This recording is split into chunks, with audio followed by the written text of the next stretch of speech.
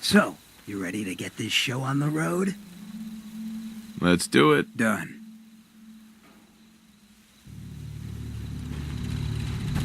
I get the good neighbor lifestyle ain't for everyone, but it beats the alternatives. Folks in a place like Diamond City wouldn't give a real good time of day.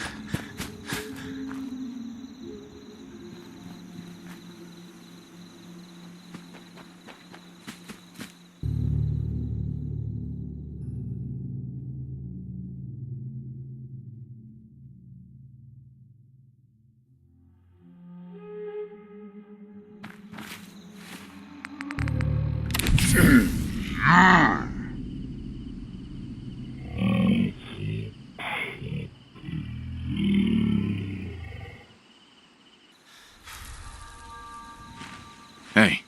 I take requests. Hey, Hancock. Hey, mind if we talk now? Is everything all right? Yeah, it ain't anything bad. Just asking you to take care of Bobby. I ain't proud of that. That sort of dictatorial shit ain't usually my style.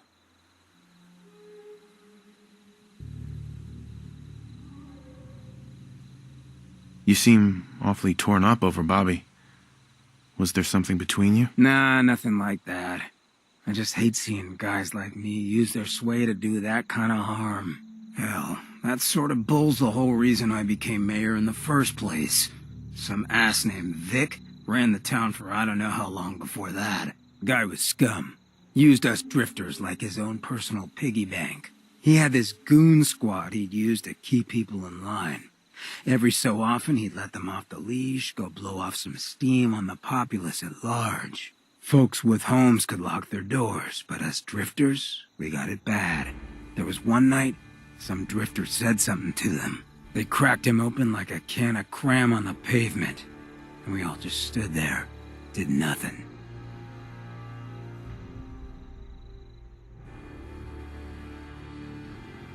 You can't blame yourself. Sounds like you were outmatched. Probably would have killed you too. You're right, but it was still spineless. I felt like less than nothing. Afterwards, I got so high, I blacked out completely. When I finally came to, I was on the floor of the old state house, right in front of the clothes of John Hancock. John Hancock, first American hoodlum and defender of the people. I might have still been high, but those clothes spoke to me. Told me what I needed to do. I smashed the case, put him on, started a new life as Hancock. After that, I went clean for a bit, got organized, convinced Cleo to loan me some hardware, got a crew of drifters together and headed out into the ruins, started training. Next time Vic's boys went on their tear, we'd be ready for them.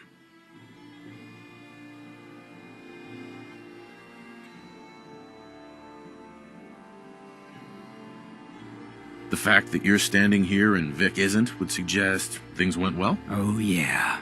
So, the night of, we all got loaded. Let Vic's boys get good and hammered, and burst from the windows and rooftops where we'd been hiding. They never even saw it coming. We didn't have to fire a shot. We didn't have to, but we sure fucking did. It was a massacre. Once we'd mopped up, we strolled right into Vic's quarters in the State House, wrapped a rope around his neck, and threw him off the balcony. And there I am, gun in hand, draped in Hancock's duds, looking at all the people of Good Neighbor assembled below. I had to say something. That first time I said them, they didn't even feel like my words. Of the people, for the people, was my inaugural address. Became Mayor Hancock of Good Neighbor that day. And from then on, I vowed I'd never stand by and watch. Ever again. And you're never gonna have to. We'll take care of the Commonwealth together. Good. I just hope you get where I was coming from. I ain't out to bring harm to anyone that didn't earn it. Though I'm getting the distinct idea you got the same plan. Well, you probably heard enough of me running my mouth for one day. Want to get moving? Hey, Just say the word.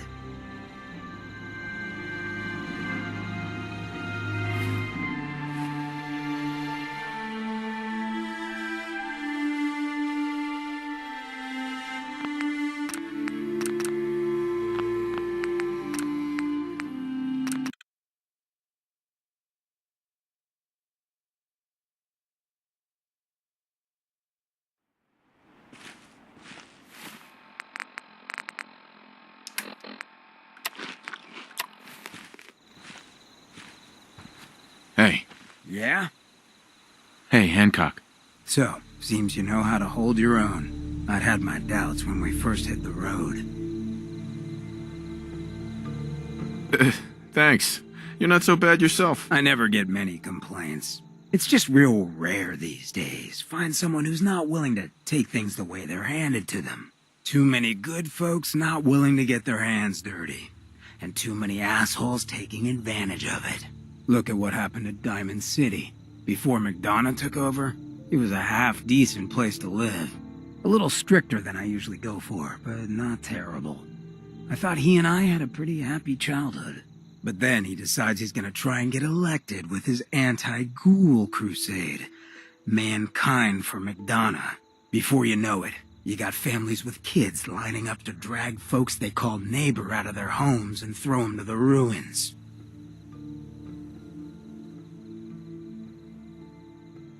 You and McDonough knew each other as kids? Oh yeah. Guy's my brother. Grew up together in a little shack on the waterfront. Guy was the standard big brother. Entitled, punchy, liked to shove rotten potatoes down my shirt and slap my back. But I never thought he'd be capable of something like what they did to those ghouls. How could they do something like that? There'd always been a pretty big gulf between the folks living in the stands and folks down on the field. McDonough ran on it because he thought enough of those upper stands assholes would vote for him. Guess he was right. I remember storming into his office above the stands after the inauguration speech. He was just standing there, staring out the window, watching as the city turned on the ghouls. He didn't even look at me. Just said, "I did it, John. It's finally mine." Should have killed him right there, but I don't think it would have changed anything. Instead, I pleaded with him, begged him to call it off. He said he couldn't. He had nothing against the ghouls. He was just carrying out the will of the people. And he couldn't betray the voters. And then he smiled. That hideous fucking mile-long smile. He never smiled like that when we were kids. I didn't even recognize him.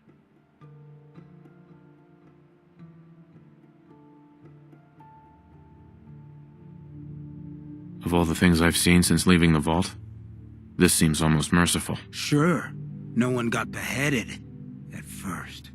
I still wasn't a ghoul at this point, so I didn't have to leave, but I couldn't bring myself to stay in that cesspool after that. I'd been sneaking off the Good Neighbor for years to get decent chems, so I knew the safe routes. I managed to track down a couple of the families, lead them there, but most couldn't get used to the Good Neighbor lifestyle. I brought them food for a couple of weeks, but after a while, they just disappeared. Folks in Diamond City signed their death warrants, and all the good people were willing to just sit by and watch. I felt like I was the only one who saw how screwed up things truly were, who couldn't just pretend things were fine. Still feel that way. Or I did. Until I met you. I know I run my mouth, but having someone who sees the world for what it is, and is willing to do something about it, it's meant a lot to me. I feel damn lucky to have you as a friend. I feel exactly the same, Hancock. It's been a hell of a ride thus far. Then here's to a long road, with plenty of ammo. Well, thanks for hearing me out. You probably weren't looking for a history lesson, were ya? You wanna hit the road?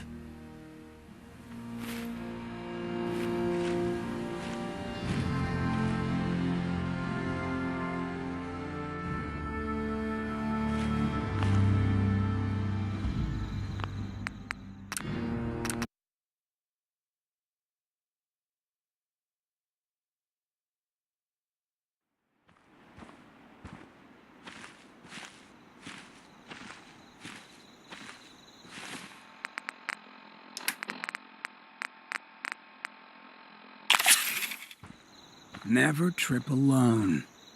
Hey, You look like you could use this.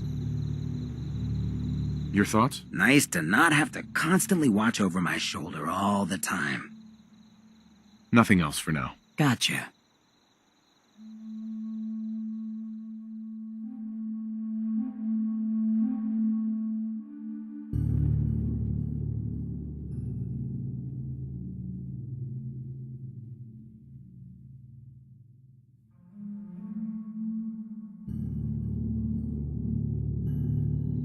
Hey, Shoot, for you, I got time. that's all for now. Fine by me.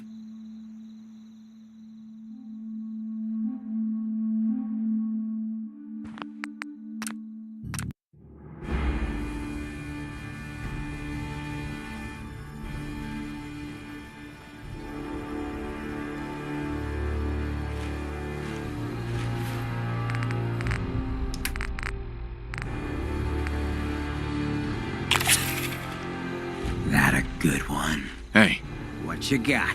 Hancock. Hey, you, got a sec? I need you to hear something. Sure, go ahead. Yeah, thanks. I appreciate it. It's just being out here with you, it's made me realize most of my life to this point, I've been running out on the good things I got. I skipped out on my family, my life in Diamond City, took up with you just to get out a good neighbor. Hell, running from myself is what made me into a damn ghoul. But being here with you for the first time in my life, things have just felt right. And running is the furthest thing from my mind. I mean, I left Good Neighbor thinking I was gonna just sharpen up the old killer instinct. But whether it's fate, or destiny, or just goddamn coincidence, I ended up with someone like you. I turned one of the nastiest settlements in the Commonwealth into a refuge for the lost. I thought I'd done something I could hang my hat on. But being out here with you, it's made me realize just how small time I'd been thinking. And that maybe all my running, from my life, myself, maybe it wasn't such a bad thing after all. Running from yourself? What do you mean? Well, I mean, I didn't always look this good. The drug that did this to me, that made me a ghoul, I knew what it was going to do. I just couldn't stand looking at the bastard I saw in the mirror anymore. The coward who'd let all those ghouls from Diamond City die. Who was too scared to protect his fellow drifters from Vic and his boys.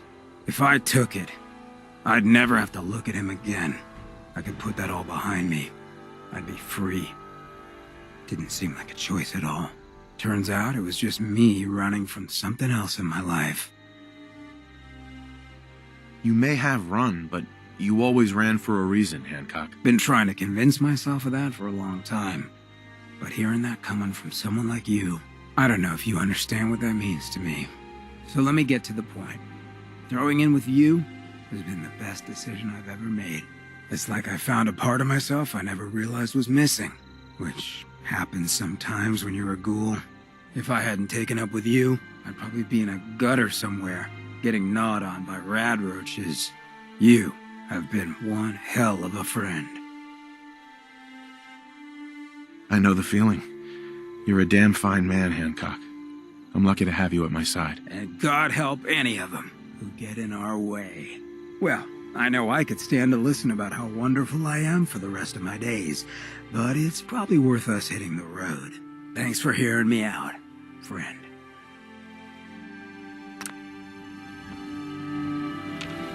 Hey. Got my attention. Hey, Hancock. You look like you could use a little pick-me-up. It's time we parted company. Yes, all good things gotta end. I'll head home. You come find me when you decide you need some more trouble in your life.